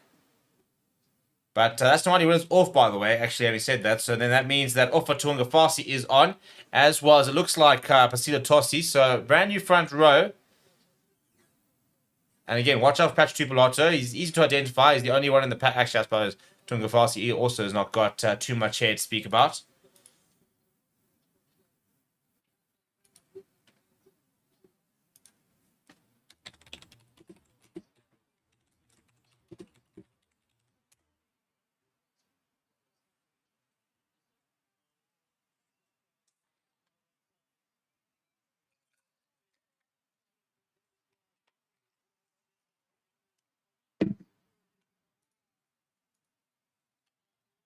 Right, scrum, yeah, perhaps Gibson Park as we enter towards the 60-minute mark. Much better scrum this time. And it's a bit of a second shove, though. Ball's available. Gibson Park's under a lot of pressure, but a penalty for the All Blacks. Well, that's a big moment. First scrum penalty of the day. And they've changed the front row. They've gotten the penalty for it. Big, big moment, that.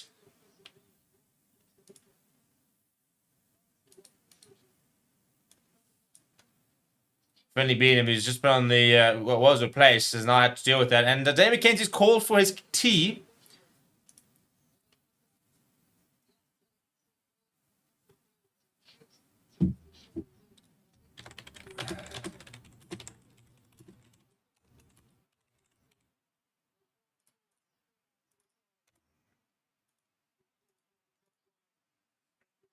Our referee assistant making that call, actually. So it was against Finley Beelum. I don't think Andy Farrell agrees with that call. He is outraged in the coaching box, but he can't do anything from there. So Dane McKenzie now to kick New Zealand back into the lead. He's only missed one so far and it was off the post. So if I was a betting man, I would say this is going over and it's looking pretty good. It is looking good. It is over. Right. Less than 20 minutes to play and New Zealand take a 2-point lead.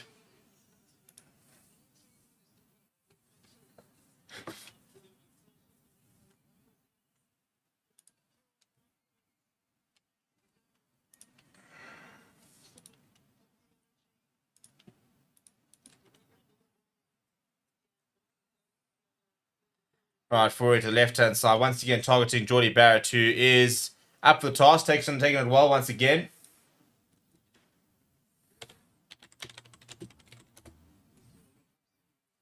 Doing the Varsity with the carry. Outside of 22, though, where he goes back to Dane McKenzie.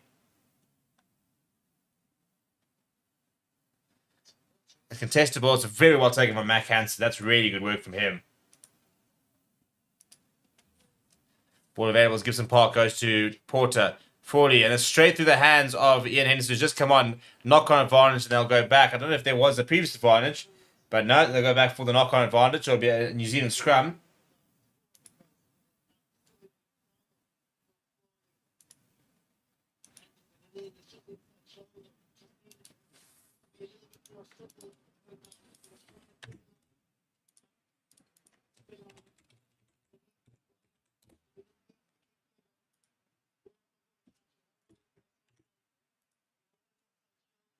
Couple of mistakes now keeping into the Irish game.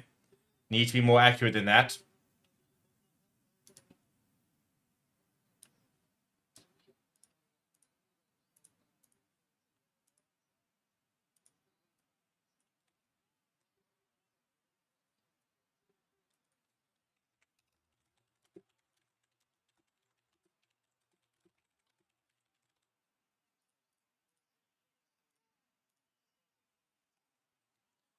Right, solid scrum. Let's see if New Zealand might fancy a second push here, try and get another penalty. They don't. They go onto the right side. McKenzie. Owani. Good hands to Mark Talea. Mark Talea's gone away from ring row. He's got a bit of space. Mark Talea. Desperately trying to stay in. Does very well to stay in, does Mark Talea. Down the right hand side. Quick ball here from Rory God. Goes to McKenzie. McKenzie seeing a bit of space. Trying to get underneath Ian Henderson. Doesn't do so. Penalty advantage once again for New Zealand.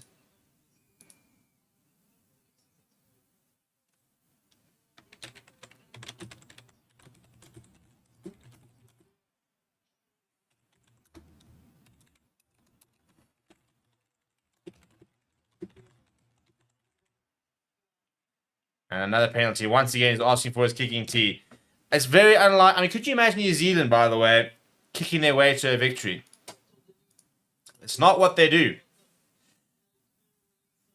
And no clear release is the call.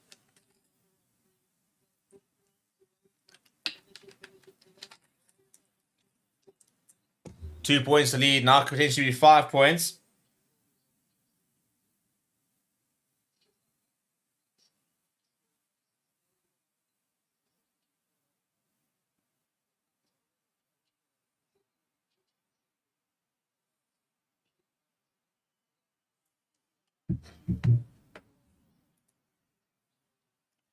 McKenzie. 14 seconds left on the shot clock.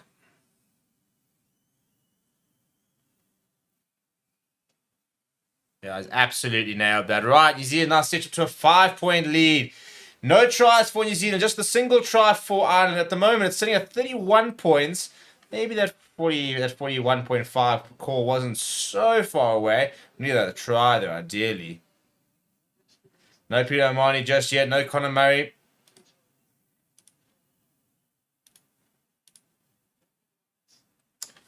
To the left-hand side, Patch Tupolotto. It's a good take from him.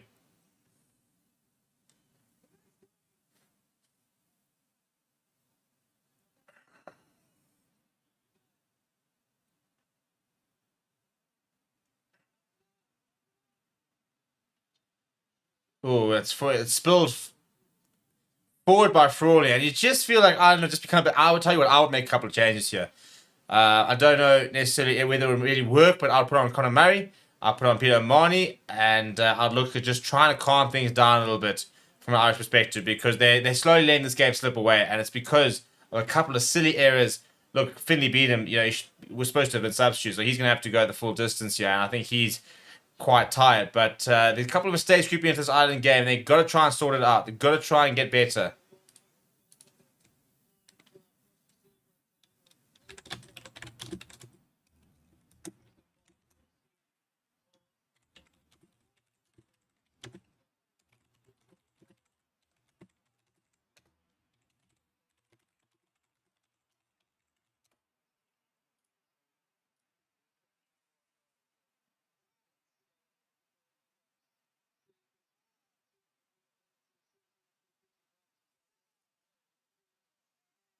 Right, we're just waiting for the call there. Trying to have a go as Ireland. It's a very steady scrum.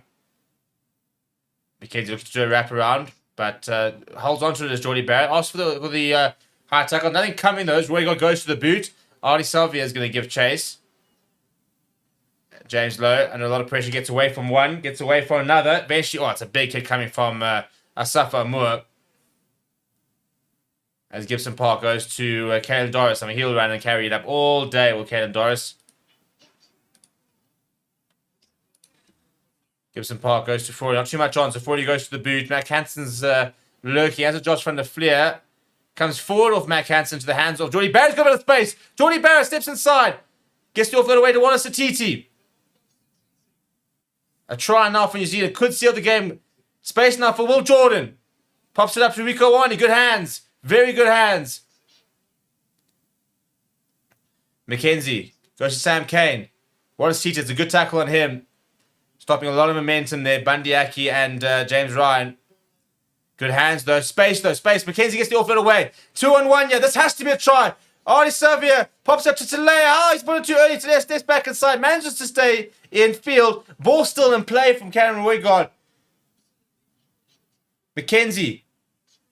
Onto the pass to Willis Fatiti. He pops up to Amoa. All he has to do is draw and pass. And Will Jordan into the corner. That could be game, set, and match. It looked inevitable. That's so much space. Had to finish it off. I felt initially they might have butchered it, but they held their nerve. They went back down the left-hand side. And Will Jordan, well, that try scoring record could yet be in trouble. He goes over. Another try to his name. He scores for Thunders, Will Jordan. All of a sudden, New Zealand with a 10-point lead. Kick to come. And Ireland, who have not been at their best today. And this is the thing, you know, all of a sudden creating a couple of numbers overlap there. Felt Artie Severe probably gave away that pass a little bit too early. But they stayed patient, went down the other side there. And it was desperately calling for the ball as well as Atiti. David McKenzie obliging on the bounce straw. And then all he had to do was draw one player past it, Wallace Atiti, and over went Will Jordan. This now to make it a 12-point lead. Probably an unassailable 12-point lead with just over 10 minutes to go. And Dave McKenzie has missed it. So it'll stay a 10-point lead. If Ireland were to score in the next 5 minutes, we could have a very interesting final few.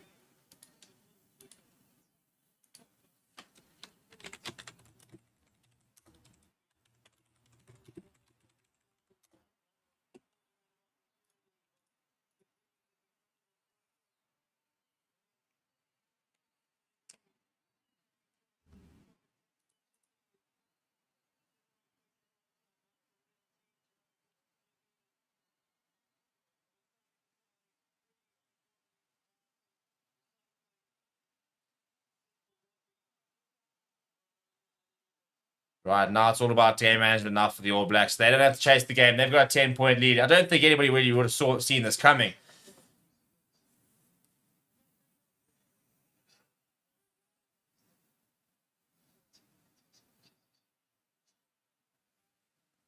Ball over the top. Oh, no, no, no, no, no, no, no. Frawley. That is shocking. Shocking, shocking, shocking. You're under pressure, you're chasing a game, and then bang, you go and knock on. Unforced error. Gets it completely wrong. Takes the eyes off it into the bread basket, out of the bread basket. That is horrendous. Absolutely horrendous.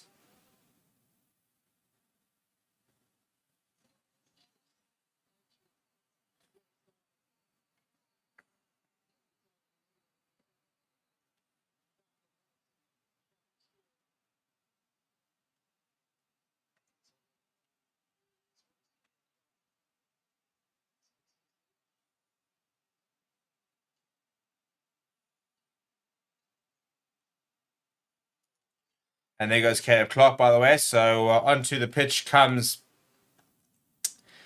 Stephen Perafita. No Antonio Brown just yet. I'm a bit surprised by that one.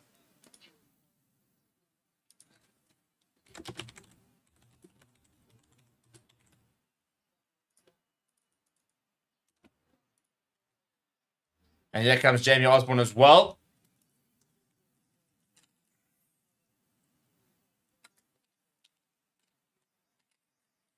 Also, might I add, that's the second week in a row where the All Blacks have scored a try in the final 20 minutes,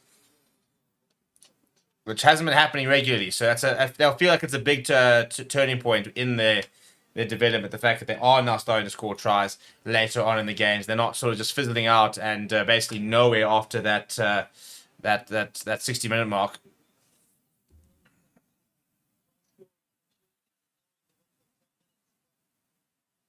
Right, less than 10 minutes on the clock, but it is a New Zealand scrum, and they'll be very happy just to wind things down.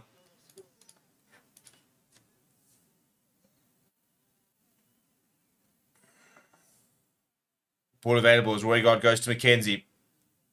Jordie Barrett on the angle. Artie Xavier. As I said, you just have to try and manage things over here. One penalty, for example, and that'll be the game. Ball's out, though, and they do... Oh, he knocks it forward, does Ty Burn. That's really sloppy from him.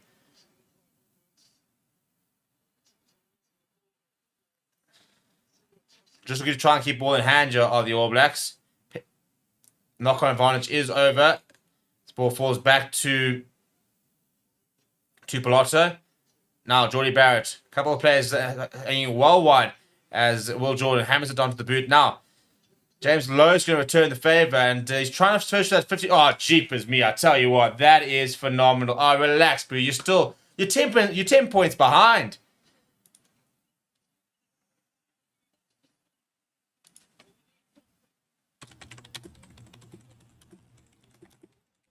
I mean, it's a phenomenal kick from him, but this whole stare at the crowd, yeah, smile, yeah, look at me now. You're 10 points behind, mate, with 8 minutes to go.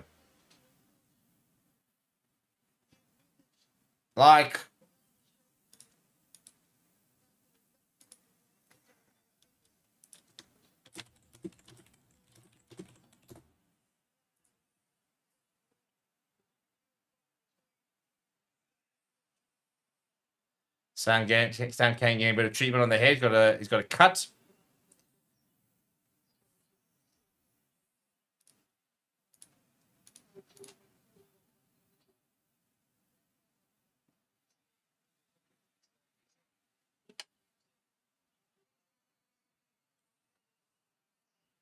There comes Sam Penny-Finau, by the way. So I don't know if that means that, yeah, Sam Kane is off, I think.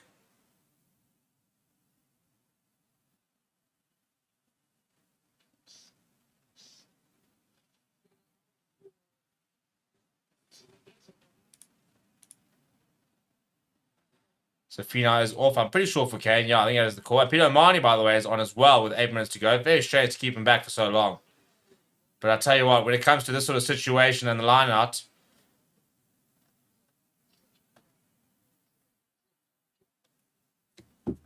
yeah, this is coming straight to him. One of the best line operators in World Rugby is Peter O'Mahony.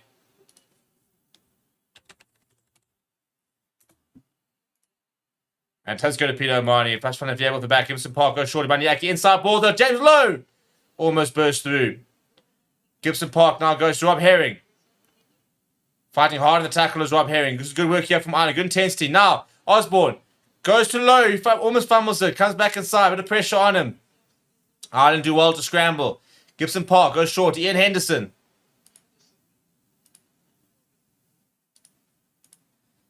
Frawley goes short to Rob Herring. Another good carry from him. Frawley. Oh, good hands from O'Mahony. Osborne almost through. Gives the park back down the left-hand side. Ian Henderson goes direct. Now Rob Herring. Good intensity this from Ireland against a tired New Zealand defence. But they do win a penalty. And who is it? It is Artie Xavier. Of course it's Artie Xavier. Mr. Clutch himself. Just when it looked like Ireland were looking certain to score, he gets over the ball, wins a massive, massive breakdown penalty. That could be winning the game right there. This is a really good work from Ireland. Left to the right, good intensity, making meters.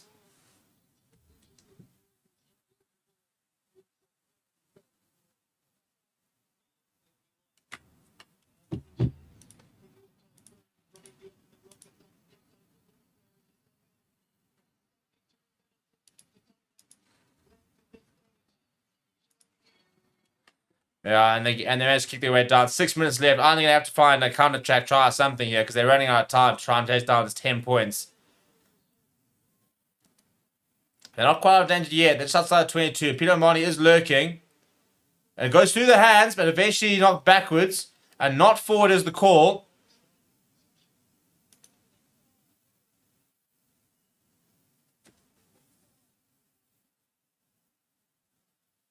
Word goes to the boot. Matt Hansen underneath it, scrambling, but takes it well eventually. And gets away from one. Brought down by the halfway line. Conor Murray onto the park now.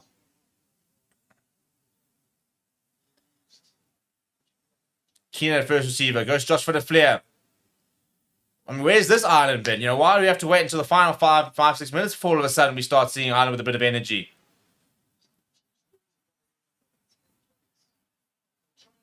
Going short. That's Josh from the flare. Gets the off the other way to Matt Hansen.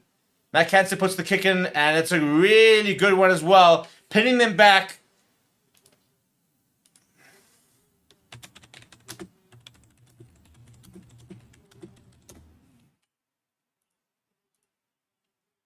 It's a great kick from Matt Hansen. Permalisi Ireland looks tired. They did look tired, and all of a sudden they've woken up. It's almost like they've realised that the game is actually almost done, and they actually need to try and win the damn thing.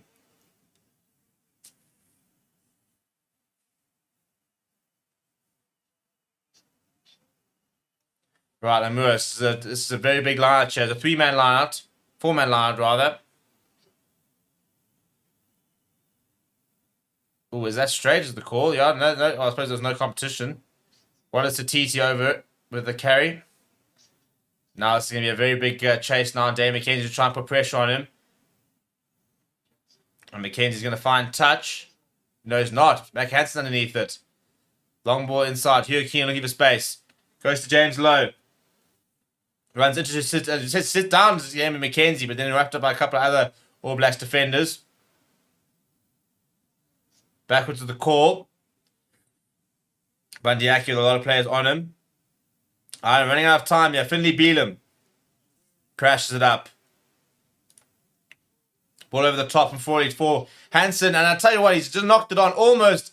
Then he gets the offload to Conor Murray. If that just stuck, that could have been interesting, but it was knocked on by him. We'll go back for the scrum, and I think Ireland are going to run out of time now.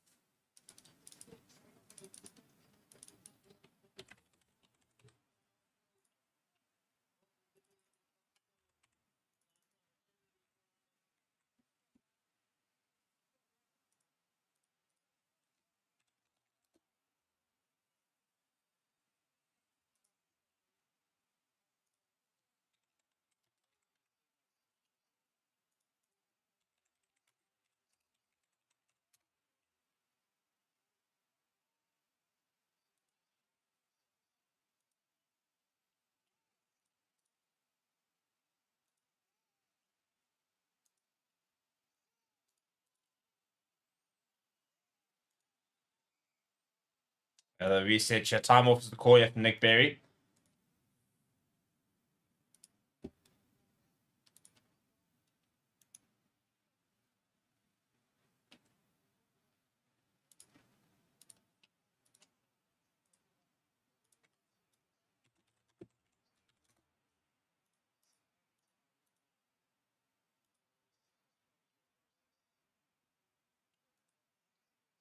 Ryan saying, Ireland don't look like the number one team in the world, which is probably fair chat, actually. They haven't looked like the number one team in the world tonight. Whether it's a bit of rust, for example, haven't played in a while, whether New Zealand have just been good. One thing for sure is that Ireland, for the majority of the game, haven't quite looked like the Ireland we're used to.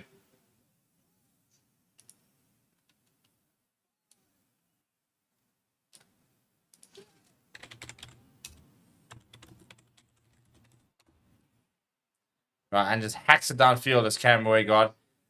And Hugo Keenan's got that a little bit wrong. Eventually reels it in. He's going to have to go to the butcher as Hugo Keenan. They don't really have time for this, though. They've got 2 minutes left. This game is done. McKenzie now lifts it high for Moxalea to give chase. It's what game managed for New Zealand. As long as that ball is in the other half. Backwards to the call from Josh van der Fleer. 9 seconds left on the clock.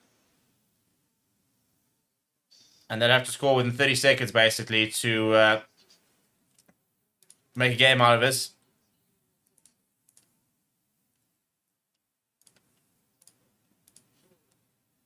And they've left it behind. So sloppy. So sloppy.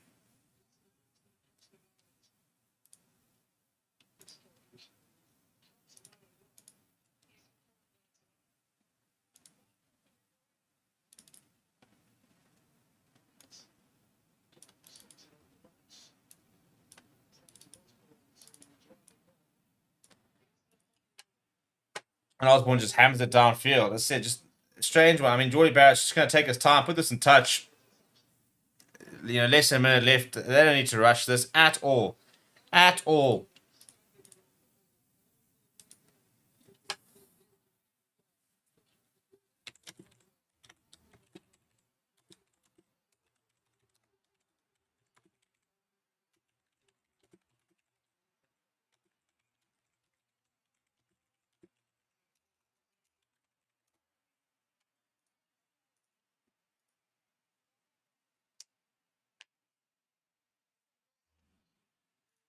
Right, less than 30 seconds on the clock. Dave McKenzie, I think he silenced a few people tonight. Patrick Tupolata goes up and wins the line out. So we're now just 10 seconds for the All Blacks to run down. And they'll do it very, very easily. One more phase. There we go. And off out it goes. And big celebrations there from the All Blacks. And they have beaten them quite comprehensively. 10 points in the end. 23 points to 13. Huge victory. And Rieko Ioane Bandiaki full of smiles afterwards. He needed to back up his comments last year to Rieko Ioane. But I tell you what, the All Blacks have now gone 2 in a row against Ireland. And Ireland could potentially slip from the #1 team in the world. Well, tonight they didn't look at it. They'll get better as the weeks to come. But this was the one they would have really wanted to have won. And yeah, just not at the races. People, thank you very much. We'll see you guys all tomorrow for another watch along. It is England versus Australia. And then we'll obviously see you on Sunday for South Africa versus Scotland. Keep well, keep safe. And